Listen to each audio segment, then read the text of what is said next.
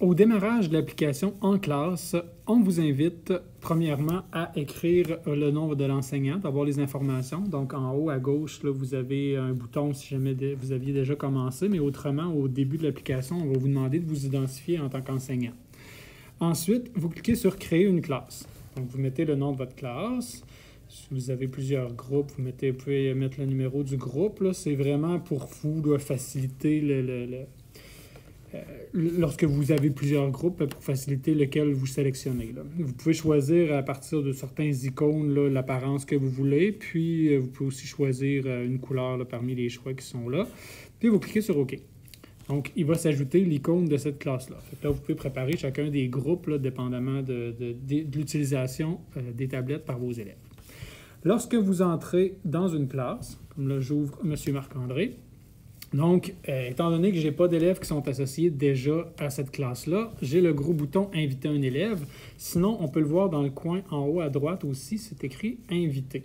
Donc, en cliquant sur le bouton « Inviter », on lance la demande d'ajout des élèves. Donc, vous voyez que sur la fenêtre ici, je suis en train d'attendre que les élèves se connectent. J'ai le numéro 2260 qui est à donner aux élèves.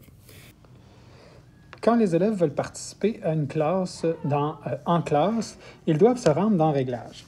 Lorsque l'enseignant envoie la demande d'invitation, le bouton « En classe » va apparaître parmi les réglages, juste en dessous du bouton « Bluetooth ». Donc, voici le bouton « En classe ». Les élèves cliquent sur « En classe » et rejoignent la classe. Donc, dans ce cas-ci, c'est la classe M. Marc-André. Donc, ils cliquent dessus.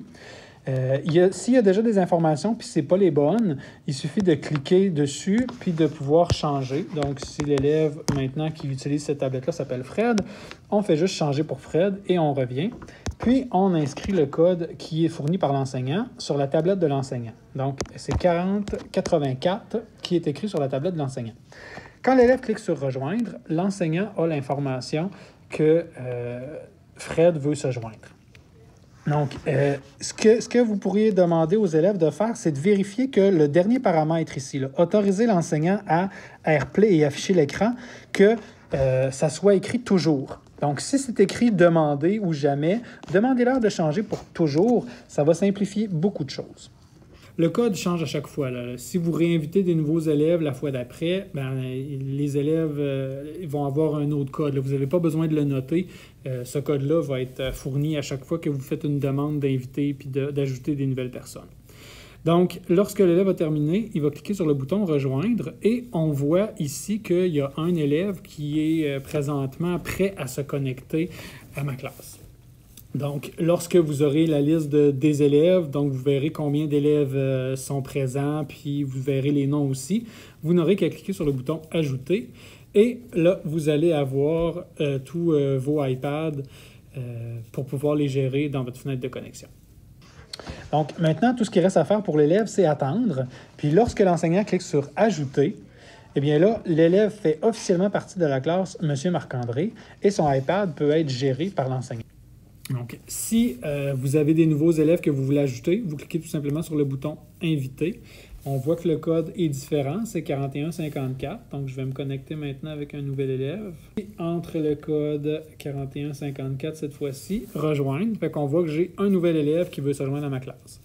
Donc, si je l'ajoute, on voit que je peux gérer tous les iPads, je peux gérer ceux qui sont sur l'écran d'accueil, je peux gérer ceux qui sont dans « Réglages » ou je peux gérer mon équipe 1.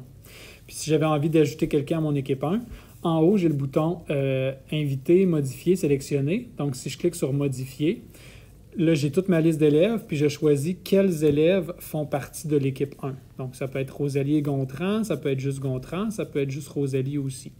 C'est vous qui décidez, puis quand votre équipe est complète, vous cliquez sur « OK ». Si vous voulez gérer ces deux iPads-là en même temps, vous pouvez aller sur « Équipe 1 ». Plutôt qu'aller sur écran d'accueil pour gérer Gontran, puis après ça, aller sur réglage pour régler Rosalie. Vous pouvez tout simplement vous préparer des équipes pour décider qu'est-ce qui se passe avec ces iPads-là. Lorsque la session est terminée, il vous suffit de cliquer sur Terminer la classe, puis vous avez un relevé, un rapport de tout ce qui s'est fait lors de la classe. Fait que vous voyez que tous les élèves sont allés dans Réglages au moins une fois. Il y a un élève qui est allé dans Clips, il y a un élève qui est allé dans Safari. puis on est capable de voir le temps qui a passé et dans le temps du cours aussi. Fait qu'on voit que c'est à peu près au milieu du cours que l'élève est allé sur Classroom.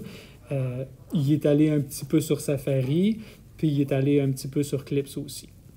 Donc, c'est possible d'avoir un relevé par personne, c'est aussi possible d'avoir un relevé par application. Ça peut vraiment être une application très, très, très puissante pour la gestion de classe lorsqu'on a des iPads en classe.